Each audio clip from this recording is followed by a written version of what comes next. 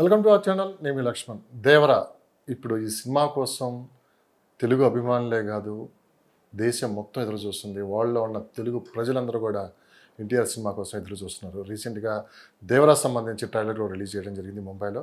So ఇదే అంశంపై ప్రస్తుతం మనతో పాటు మాట్లాడడానికి సీనియర్ జర్నలిస్ట్ భరద్వాజ గారు ఉన్నారు. ఆయనతో కూడా మాట్లాడి మరిన్ని విశేషాలు తెలుసుకుందాం. సార్ నమస్తే. ఎన్టీఆర్ ఈ మూడు అక్షరాలు ఎప్పుడైనా సరే మారు మ్రోగుతూ ఉంటుంది. ఆయన సినిమా వస్తుంటే అభిమానులనే కాదు, ఇతర కంట్రీస్లో కూడా ఎన్టీఆర్ సినిమా ఎప్పుడు వస్తుందని ఎదురు చూస్తూ ఉంటారు. నేను రీసెంట్గా ఎక్కడో ఒక తిరుపతిలో అనుకుంటా, ఒక హెల్త్ ప్రాబ్లం వల్ల ఒక అభిమాని నాకు ఆ సినిమా చూసే వరకు నన్ను బతికించండి అని ఒక రిక్వెస్ట్ పెట్టుకున్నాడు. ఎన్టీఆర్ అంటే అంత అభిమానంతో చెప్పారు. ముందుగా ట్రైలర్ చూసిన తర్వాత మీకు ఏమనిపించింది? అభిమానుల్లో కూడా ఇలాంటి అభిమానులు ఉంటారా అంటే మీరు ఎన్టీఆర్ సోలో సినిమా రిలీజ్ అయ్యి 6 ఏళ్ళు అయింది అనే విషయం ఆయనే చెప్పాడు. ఎస్, అంటే అరవింద సమేత తర్వాత ఆయన ఆర్ఆర్ఆర్లోకి వెళ్ళిపోయాడు. ఆర్ఆర్ఆర్ అయిపోయిన తర్వాత ఈ సినిమా ప్రాజెక్ట్లోకి వచ్చాడు. Yes sir.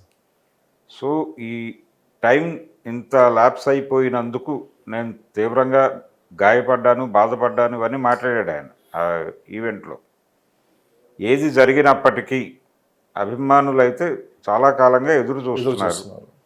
ఆ ఎదురు చూపులు సినిమా వచ్చే ముందు చూడలేనేమో అనే అనుమానము, భయంతో అతను మాట్లాడాడు. తిరుపతిలో ఎవరో ఒక అభిమాని అంటే నన్ను కనీసం ఒక 15 రోజులు నా జీవితాన్ని ఎక్స్టెండ్ చేయండి, అది చూసి వెళ్ళిపోతానని మాట్లాడుతున్నాడు. అతను చాలా బాధ అనిపించింది అది, ఆ మాట నాకు కూడా. అది ఒక అలా ఉంటుంది, కేసు ఉంటుంది.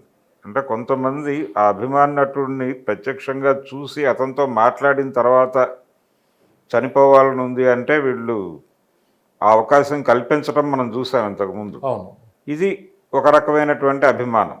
ఆ సినిమా చూడాలి అనేటువంటి ఒక ఆతృత అతనిలో ఉండి దాన్ని ఎక్స్ప్రెస్ చేశాడు. దాన్ని మేము డెఫినెట్గా మా ప్రయత్నం మేము చేస్తామని మాత్రమే చెప్పగలరు డాక్టర్లు. అదే చేశారు వాళ్ళు. సరే, దానికి మేమేమన్నా హెల్ప్ చేయాలా అని చెప్పి ఫ్యాన్స్ నుంచి రకరకాలుగా రెస్పాన్స్ వస్తుంది. అదొక ప్రయత్నం జరుగుతోంది. అయితే దేవర సినిమా ట్రైలర్లో చాలా విషయాలు వాళ్ళు ప్రపంచానికి రివీల్ చేశారు. దాని మీద పాజిటివ్గాను నెగిటివ్గాను రకరకాల చర్చలు జరుగుతున్నాయి. ఒకటి, ఈ సినిమాలో డ్యూయల్ రోల్ ఉంటుందా ఎన్టీఆర్ది అనే ఒక చర్చ. డ్యూయల్ రోల్ ఉంది అనే విషయం కన్ఫర్మ్ చేశాడు. ఇది బ్రదర్స్ అయితే బాగుంటుంది అనుకున్నారు, ఎందుకంటే బ్రదర్గా ఆయన సక్సెస్ సాధించాడు. అదుర్స్ అనే సినిమా ఉంది, జైలు కుస అనేటువంటి 2 హిట్స్ ఉన్నాయి. కనుక అలాంటిది అయితే బాగుంటుంది అని చాలామంది అనుకున్నారు. కానీ ఇక్కడ తండ్రి కొడుకులుగా కనిపించబోతున్నారు అనేది చెప్పాడు ఆయన ట్రైలర్లో. ఈ తండ్రి కొడుకులు అనే దానికి సంబంధించి ఒక చేదు అనుభవం ఉంది. ఆంధ్ర వాళ్ళలో తండ్రి కొడుకులుగా చేశారు, ఆ సినిమా డిజాస్టర్ అయింది. సో అదొక బెదురు ఉంది. అయితే అది పట్టించుకోనక్కర్లేదా అనేది పక్కన పెట్టేస్తే, ఇందులో తండ్రి కొడుకులు అనేది ఎస్టాబ్లిష్ చేశారు. రెండోది, చాలా అగ్రెసివ్గా ఉంది తండ్రి క్యారెక్టర్. అంటే ఒక దేవర అనేటువంటి క్యారెక్టరు, అది దిగువ స్థాయి ప్రజలు అని అన్నారు కానీ డౌన్ ట్రాడెన్ పీపుల్ కోసం నిలబడేటువంటి పాత్ర అని చెప్పాడు ఎన్టీఆర్. అది తీర ప్రాంత గ్రామాల్లో జరిగేటువంటి రకరకాల అణిచివేతలకి బలైపోయేటువంటి దిగువ తరగతుల అనే కంటే కూడా దిగువ కులాల, ఇది జాలర్ల సమస్య. వీళ్ళందరి జీవితాలని ఈ సినిమాలో ప్రతిబింబించబోతున్నాము. వాళ్ళ జీవితాల్లో జరిగేటువంటి అణచివేత మీద తిరుగుబాటు చేస్తే ఆ తిరుగుబాటుకి నాయకత్వం వహించేటువంటి ఒక నాయకుడి పాత్రలో కనిపించబోతున్నాడు ఎన్టీఆర్ అనేది ఎస్టాబ్లిష్ చేశాడు. దీంతోపాటు ఆ రెండో క్యారెక్టర్, ఆ క్యారెక్టర్ మీద ఒక డైలాగ్ పెట్టారు. జాన్వీ కపూర్తో నడుస్తుంది ఆ డైలాగ్. తండ్రి రూపం వచ్చింది కానీ బ్లడ్ రాలేదు, నెత్తురు రాలేదు అనేది ఒక డైలాగ్ ఉంది. ఆ డైలాగ్ మీద రకరకాల పద్ధతుల్లో ట్రాల్ చేస్తున్నారు. ఎన్టీఆర్ని పర్సనల్గా టార్గెట్ చేసి ట్రాల్ చేస్తున్నారు. అంటే పిరికివాడు అనే చర్చ, ఇదేమిటి అని. అంటే ఎంటర్టైనింగ్ హీరోయిజం కొంత ఆ క్యారెక్టర్లో నడపబోతున్నాను అనే విషయం ఆయన చెప్పాడు డైరెక్టర్. అదే క్యారెక్టర్తో ఒక ఎమోషనల్ డైలాగ్ కూడా చెప్పించాడు. ఆ ఎమోషనల్ డైలాగ్ చెప్పడం ద్వారా ట్రైలర్లో చెప్పని చాలా మెలికలు ఉన్నాయి కథలో అనేది చెప్పాడు.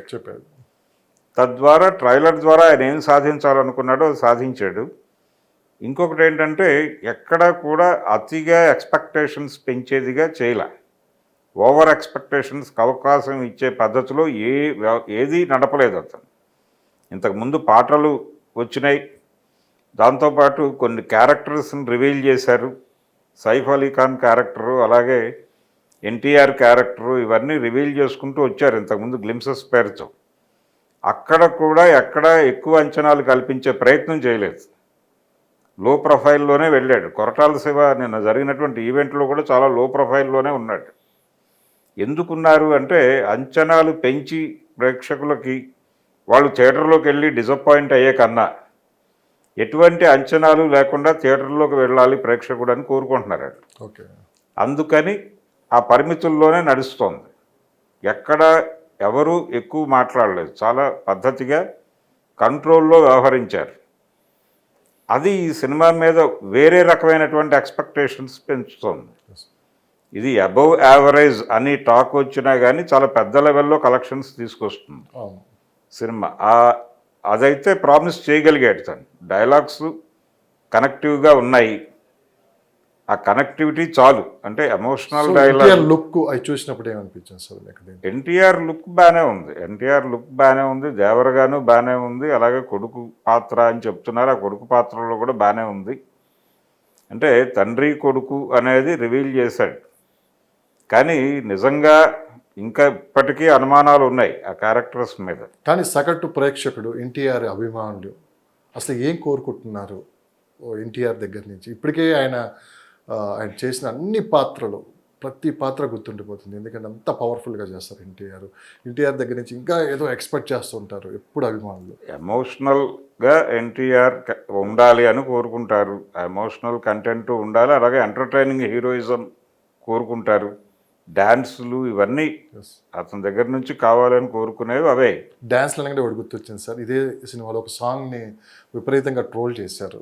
అసలు ఎన్టీఆర్ అంటే డ్యాన్స్, అది చాలా ఎక్స్పెక్టేషన్స్ ఉంటాయి ఎన్టీఆర్ డ్యాన్స్ మీద, కానీ ఒక సాంగ్ అయితే చాలా న్యాచురల్గా నార్మల్గా తీశారని చెప్పి కూడా వినిపించిన మాట. జాన్వీ కపూర్ తోటి ఎన్టీఆర్ ఆ స్టెప్స్ కావచ్చు. లేదు అంటే దాని తాలూకా వ్యూస్, అదే కొరటాల సేవ దేన్ని కూడా ఓవర్ ఎక్స్పెక్టేషన్స్కి అవకాశం ఇవ్వకుండా చూసుకుంటున్నాడు. ప్రమోషనల్ యాక్టివిటీలో ఎక్కడా కూడా అతి అంచనాలకు వెళ్ళకూడదు అనేది చూసుకుంటున్నాడు. థియేటర్కి రావాలి ప్రేక్షకుడు, థియేటర్కి వచ్చిన తర్వాత అక్కడ అతన్ని ఎంటర్టైన్ చేయటమో లేకపోతే ఎంగేజ్ చేయటమో అక్కడ జరగాలి, ట్రైలర్లో కాదు. ట్రైలర్లో మనం ఎలా చూపించాము అనేది అసలు అది మెటీరియల్ కాదు. మనం జస్ట్ వాళ్ళకి కొంత కంటెంట్ ఇస్తున్నాము, సినిమా నడుస్తోంది అని చెప్పడం కోసం మాత్రమే. మిగిలిన వ్యవహారాలన్నీ అంటే మొత్తం భోజనం ముందే పెట్టేస్తే అలాగా అనే పద్ధతిలో ఉన్నాడు ఆయన. అందుకని ఎక్స్పెక్టేషన్స్ క్రియేట్ చేసే ప్రయత్నం ఎప్పుడూ చేయలేదు అతను. సో ఒక సీనియర్ జర్నలిస్ట్గా, ఒక సినీ క్రిటిక్గా ట్రైలర్ చూసిన తర్వాత మీకేమనిపించింది సార్? ఎక్స్పెక్టేషన్ పరంగా మనం చూస్తే లేదు, అది రీజనబుల్గానే ఉంది కంటెంట్. ట్రైలర్ చాలా పద్ధతిగా కట్ చేశాడు, ఎక్కడ ఎవరిని అంటే ఏం చెప్పాలో అది మాత్రమే చెప్పాడు, ఎంతవరకు చెప్పాలో అంతవరకే చెప్పాడు, ఏ క్యారెక్టర్ని ఎంతవరకు రివీల్ చేయాలో అంతవరకే రివీల్ చేశాడు. ఈ సినిమాలో సైఫ్ అలీ ఖాన్ది కొంచెం పెద్ద పాత్రే, అలాగే 3 గంటల 10 నిమిషాలు నిడివి సినిమాది అని చెప్తున్నారు. ఆల్రెడీ సెన్సార్ టాక్ వచ్చేసింది బయటికి. కొంచెం లెంగ్దీ మూవీ. ఎన్టీఆర్ చాలా ఎమోషనల్గా కనిపించబోతున్నాడు అనేది కూడా ఇందులో ఒక హింట్ ఇచ్చేశాడు. రెండోది, మనకి ఇప్పటిదాకా ఈ సీక్వెల్స్ నడుస్తున్నటువంటి సీజన్లో జనరల్గా ఏ డైరెక్టర్ అయినా కానీ సినిమాని ఫస్ట్ హాఫ్ సెకండ్ హాఫ్లుగా డివైడ్ చేసుకుని సెకండ్ హాఫ్ కంటెంట్ ఓరియంటెడ్గాను, ఫస్ట్ హాఫ్ కొంచెం లూజ్ ఎండ్స్ ఉన్నా పర్లేదు అన్నట్టుగా డ్రైవ్ చేస్తారు. అయితే ఈ సీక్వెల్ వ్యవహారం వచ్చిన తర్వాత వీళ్ళు ఏం చేస్తున్నారంటే ఫస్ట్ పార్ట్ని ఫస్ట్ హాఫ్గా ట్రీట్ చేస్తున్నారు. అలాంటి ఇబ్బందులు మనం సలార్ లాంటి సినిమాల్లో చూసాం, కానీ ఇందులో అలాంటి పొరపాటు జరగలేదు అనేటువంటి విషయం అర్థమైంది. దీన్ని టోటల్ సినిమాగానే డీల్ చేశాడు అతను, పార్ట్ 1గా డీల్ చేయలే. ఆ పార్ట్ 1గా డీల్ చేయలేదు అనేటువంటి హోప్ ఇచ్చింది ఈ ట్రైలర్. అది చాలు సినిమా పాస్ అవటానికి. దీనికన్నా కొన్ని రోజుల ముందు ఎన్టీఆర్ కర్ణాటక పర్యటన, అన్ని టెంపుల్స్ కూడా వాళ్ళు దర్శించుకోవడం కూడా జరిగింది. అటు రిషబ్ శెట్టి, ప్రశాంత్ నీల్ ఫ్యామిలీస్తో కలిపి ఆయన కర్ణాటకలో పర్యటించడం. సో దాని మీద కూడా కొంచెం రకరకాలుగా చర్చలు నడిచాయి. సో దానిపై మీ అభిప్రాయం ఏంటి? అంటే ఇప్పుడు ఆయన చేయబోతున్న కాంతారా సీక్వెల్ కాదు అది ప్రీక్వెల్. ప్రీక్వెల్ ఆ ప్రీక్వెల్లో ఎన్టీఆర్ ఏదో క్యారెక్టర్ చేయబోతున్నాడు అని వినిపించింది. అది స్పెక్యులేటివ్ స్టోరీనే, దీనికి సంబంధించి అధికారిక సమాచారాలు ఏమీ లేవు.